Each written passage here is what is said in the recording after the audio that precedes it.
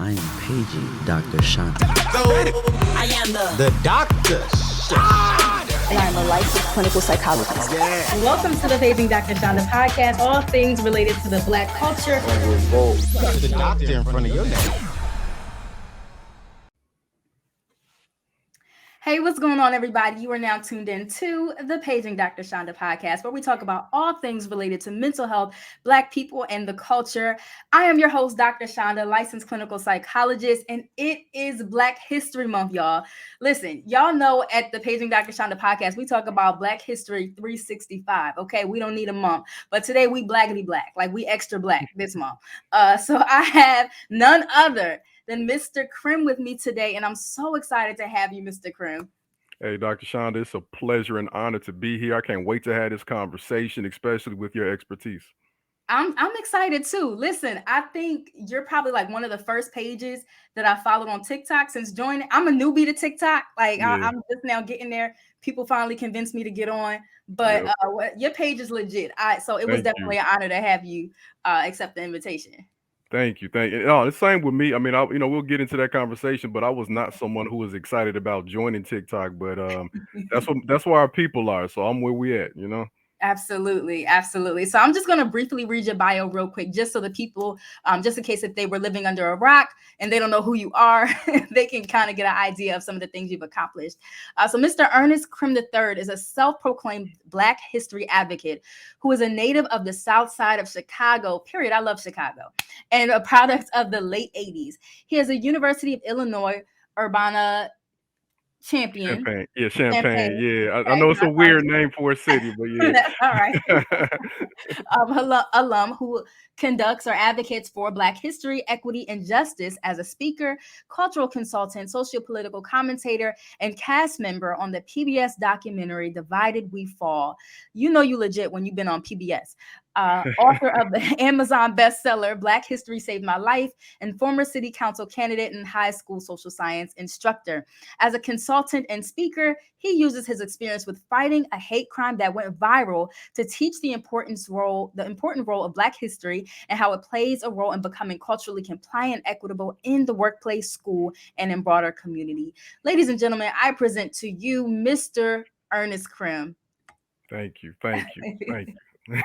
Yeah, so your bio is legit. I said, I love everything that you're doing. So talk to us a little bit about some of the things that have shaped your life experiences. Like, what has that been like for you? Yeah, so I included that part about the South Side of Chicago because that shaped everything. Growing up in the city and not really understanding the way things were set up, that had a profound impact on me because I had early exposure to other cultures, and I know a lot of people like to politicize Chicago now because of and the violence that exists in our city is a product of these systems in place. And that's not something I knew when I was younger, but also too, a lot of people would probably be shocked to know that the violence that came as a result of the war on drugs and the crack epidemic was statistically a lot worse back then. But because we didn't always, have a timeline full of this news, we didn't know. We was just living our life, So I grew up on the South Side, born in the late 80s and the 90s. I was bused to a white school for elementary, and having white friends early on and being able to see their neighborhoods, what they lived like, and then coming back to my neighborhood and seeing what our neighborhood looked like, it made me ask questions. And I would say that, I'm a product of parents who answered those questions or steered me in the right direction. And something that I'm finding a lot in our households, and I'm sure you can relate to this too, that those in our community who we deem to be successful, regardless if that means monetarily or based on the impact on the community, most often it's because they had a parent or mentor, somebody, a family member that answered those questions, and they molded that curiosity. So I was always asking why. So if my mom or dad couldn't answer, they would send me downstairs, and we had these encyclopedias from the World Book, before dial-up and all that stuff. And these books was old though; they was from the 60s. I don't know where they got them from. Might have been like a garage sale or something, but it still had like some good information in it, And I think that two things besides that really shaped me. My house looked like a Black History museum, and for those who can see this video, you see my office right now, like that's a micro. The doctor in front of your name. The doctor in front of your name. microcosm of what my house was like growing up. My, Wow. my mom had like African like art everywhere. We got black Jesus in the crib, so I could never understand why somebody had the blonde hair, blue eyed guy, whoever that was, and Whoever he is, I'm whoever he is. that out. Right, right. And then when you would walk downstairs, we had these posters, which ironically were sponsored by Budweiser of all companies, and it was called Great Kings and Queens of Africa. If you Google them, you'll find like some stuff probably on Etsy or eBay, and they had like these realistic pictures and portraits of African royalty from ancient Egypt all the way from the 1800s. We talking about like Hatshepsut. We're talking about King Tut, of course. We're talking all the way to Mansa Musa, Queen Zinga, all these people. And I didn't like know what that was outside of that was just black brilliance. When I get older, like that type of stuff gets downloaded into your psyche. And from that I equate blackness with greatness, even when I was around white folks for 8 years in school. And then besides that, I asked my mom one time when I was 9 years old why we never had a black president because I didn't grow up with Obama. Obama happened my senior year in college. So, and my mom told me because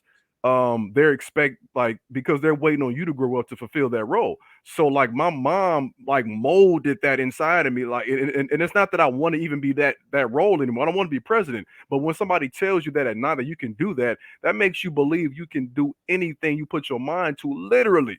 So Come on. like that foundation right there put me off to a great start to me because anything I faced from that point forward, I faced it proactively and I had a relentless spirit from it. You said a mouthful. Like it's so many things that we can dig into based on what you said. But I love how you pointed out like you equate blackness with greatness. And that's not by coincidence. That's because Mhm. your parents were intentional about instilling that in you and educating you on what blackness means. Because if we leave it up to society to educate our children on what blackness means, then we're going to be indoctrinated with the idea of us being barbaric and criminalized and being unhinged people, Yeah. right? And so I love the fact that your parents were intentional about that Yeah. that racial socialization piece. Yeah, and I don't Mhm. even know, and I tell them all the time how big of an impact it had on me. And I talk about it in my book too, but I don't know if they realize what they were giving birth to, But I Wow. know talking to them now, they're more than excited and happy about it. I bet. And I think this really kind of proves to us, like especially black people in general, parents, mentors, even if you don't have children, like we have to be intentional about educating Hmm. the next generation. Um, Oh, yeah, like every image, right. I don't think like when they young, especially everything your kids see, they're ingesting, digesting, Yep. and it's coming out some way. So we have to be intentional about that. Exactly. I remember talking about your experience. I remember growing up, like our parents used to take us to the African American festivals that we had in Delaware, and we Mhm. would wear our like dashikis together, like as a family. Like that was just so meaningful to us, and it really helped to instill that sense of cultural pride, which is so important when instilling self esteem in individuals who Definitely. are have a history of being marginalized. Yep. So I Yep. love that. 100%. Yeah, 100%. yeah. I do want to kind of talk more about like your life experiences and even as you discuss your upbringing. I know there was a very traumatic situation that happened to you that Mm-hmm. actually went viral. And you ended Yeah. up writing a book about it called Black History Saved My Life: How My Viral Hate Crime Led to an Awakening. So can we dig a little bit into that? Yeah. So, for everybody that knows me as a content creator, that hate crime video was my first piece of content. And it Wow. wasn't playing that way. I'll tell you this, like when that happened on July 30th, 2016, I had no intention to ever create content. Excuse me. My intention was to teach. I was a teacher at the time. I was still as pro-black as I am now, but it was pretty much reserved for the classroom setting. I had a mentoring program. I would go to protests and stuff, but I wasn't the person. Like I'm not about to be up there speaking. That just wasn't my mindset. And what happened was really what always happens in our history over the course of the last 500, 600 years. Like we just be minding our business. And then somebody white come bothering us. That's literally what happened. And me and my wife, we were at an event on the south side of Chicago, and there are not that many white spaces on the south side. So we were the majority in this situation. The white lady, she was there with one white friend and two black folks. So if folks see this video, and it's literally the first video on my YouTube page, you'll be shocked to see that not only was she there with two black folks, but like they were creating like a barrier of protection. And how often do we see that symbolically with, some of us in our community will oftentimes protect whiteness as opposed to Yes. ourselves. So essentially, we went to this event.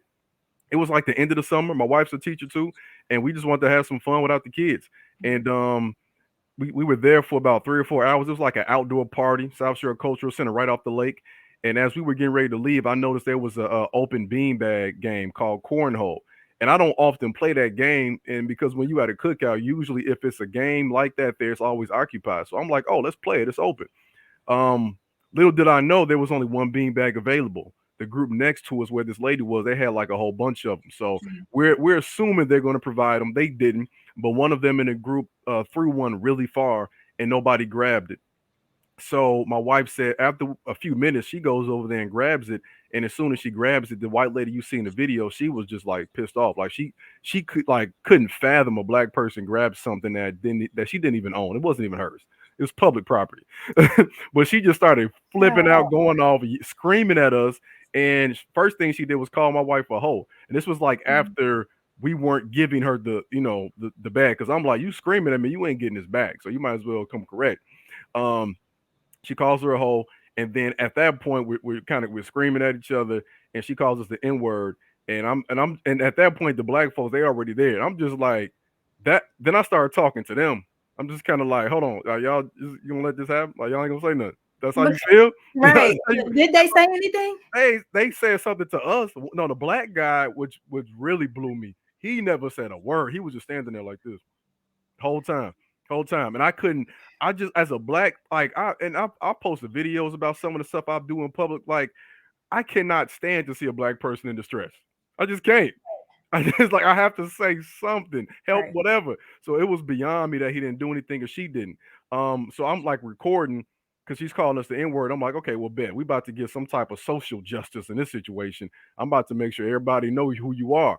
So at this point, she's calling us the N word, and I say, can you just like, yo, keep saying it and give us all your information because you bold, right? Say your name, give me your address, all that. And she just like came, she just starts blurting it out, screaming it 30 more times. And And this then is the lady that was with the black people. with the black folks, Okay. and the black lady was like, "Oh, it doesn't bother us. It doesn't bother us." Yeah. I'm like, what are Okay. you talking? Right. Like, So and then so it's like they're between us and the white lady's behind, and then she takes a step away, turns back, and spits on us.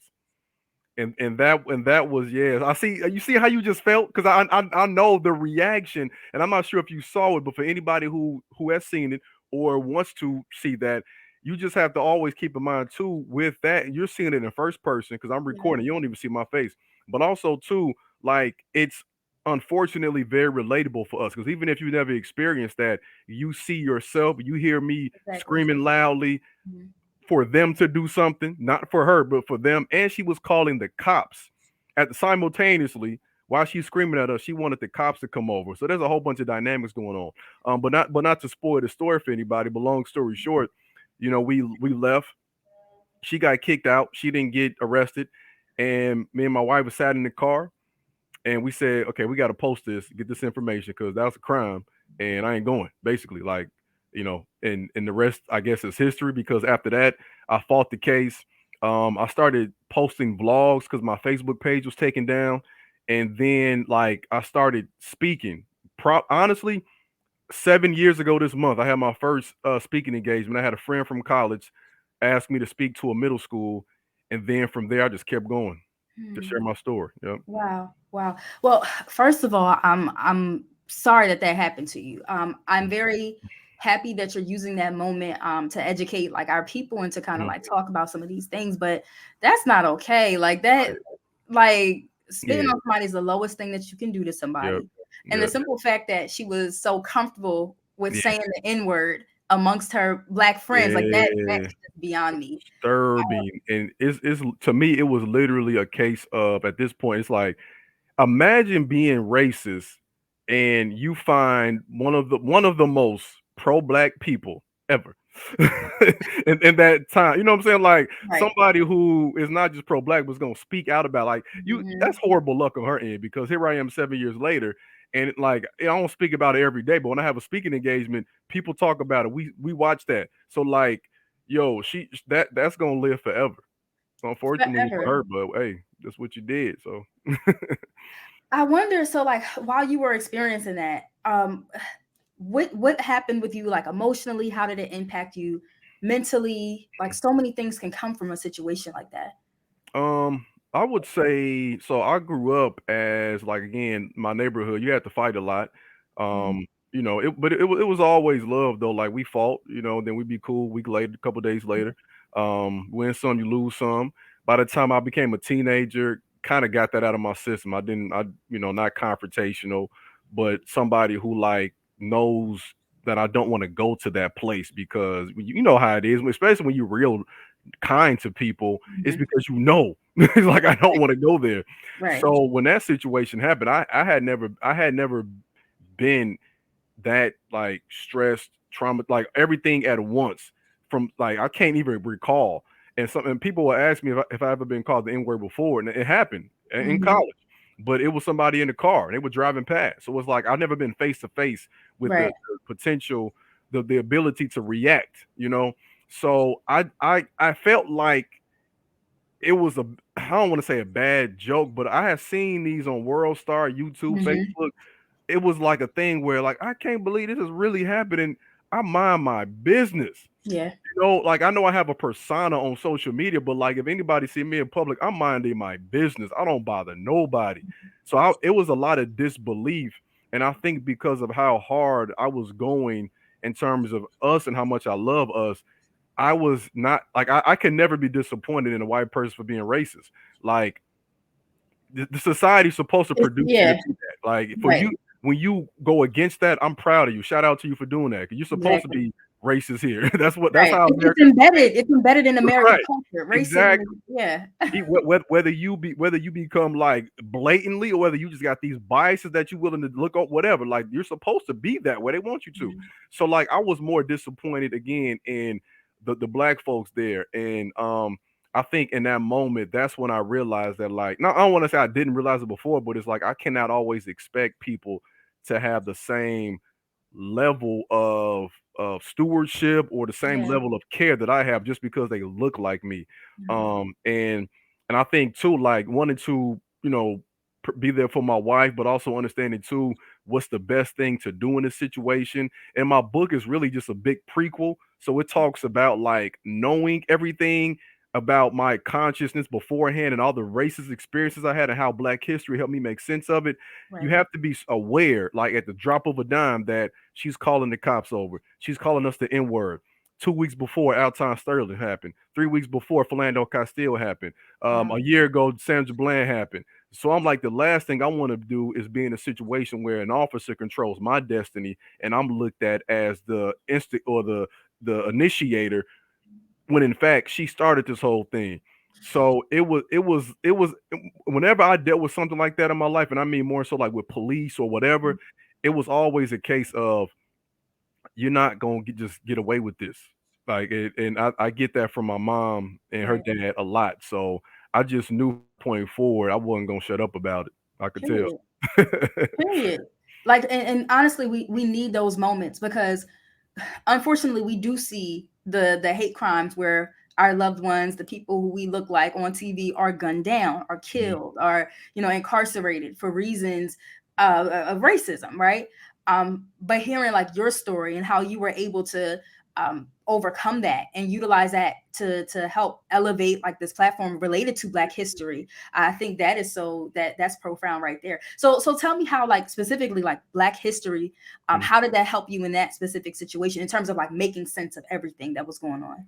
I would equate it to, and this will be the first time I use this analogy. So I would say, like, if you take martial arts, they tell you like we're teaching you this so you don't have to use it. So Okay. it's one of those things where like they teach you how to do all these like really these moves you could kill somebody, Mhm. it's self defense. And most of the people who know martial arts are really unassuming. Like I've had kids who are fifth-degree black belts, tiniest kids in the class, but could just kill everybody if they wanted to with a simple move. So it's one of those things where like I had studied Black history so much up until that point where I felt like you calling me the N word. doesn't like it was more so like not hurt feelings, but like you really disrespectful. It was a disrespect thing. I couldn't believe you're gonna Right. be like this to me, like for real.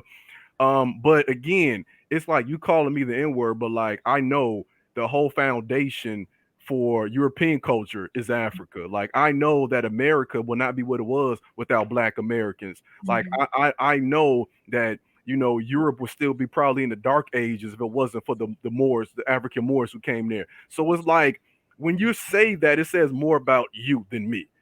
You know what I'm saying? And it wasn't something that I realized in that moment. That's why I say Black History saved my life, because it was something I realized when I was busted at white school, when I asked my mom that question, when I went to an all black high school, again, noticing the differences, when I got pulled over in high school several times. Black history always served as that defense to fight it. To the doctor in front of your name. To the doctor in front of your name. To my kids. There might be some days I might slip, forget, whatever. My kids' test scores are showing it, and I'm not like a big believer in the way the school system, whatever. But I still know that there's merit in going through the school process.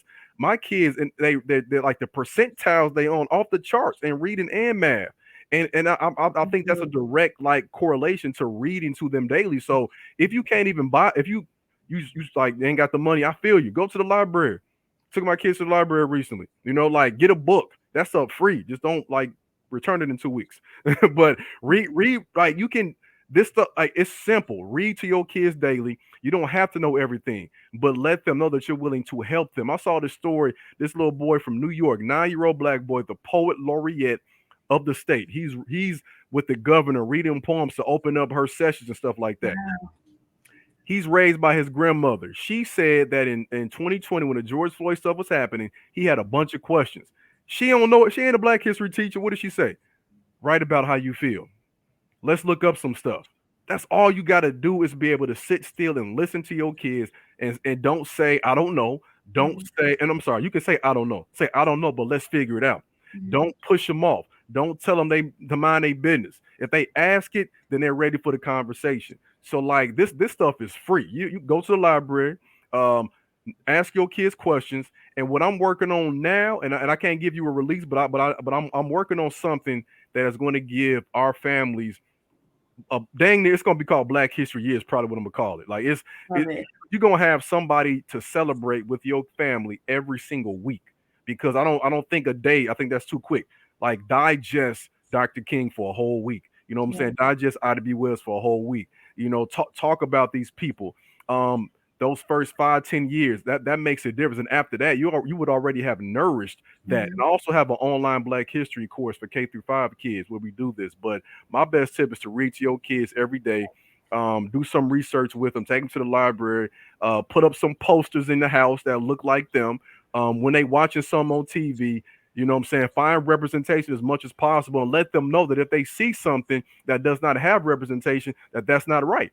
Because like not only are we 14, and we way, I think we're more than that of the population, because we don't all fill out the census. But like, Right. you know what I'm saying?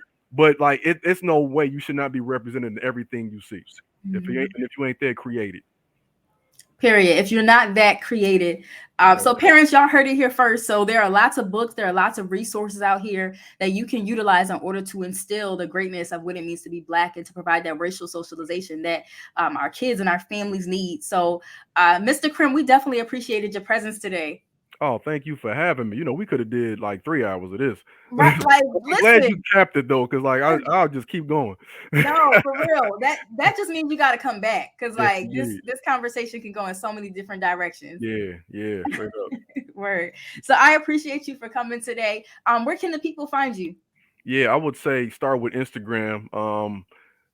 TikTok blew me up a little bit, but like Instagram, I like the cohesion of Instagram. So go to Instagram at mrcrim3. All my resources are there in my bio, the link tree. Go to ernestcrim.com. But like once you go on the Instagram, you'll be able to find, or even TikTok at Mr. Crim3, you'll find a bunch of videos. So even when you're talking about what to teach your kids, you'll find information there for free that you can relate to them or have them watch. Amazing. I'm very proud of everything that you're doing. Please continue the work. Thank So many people out there need you. Everybody out there listening, make sure you guys tune in all month long as we talk about Black history and Black people. And don't forget, you have the power to create the emotions that y'all want to experience. God bless. You got the doctor in front of your name.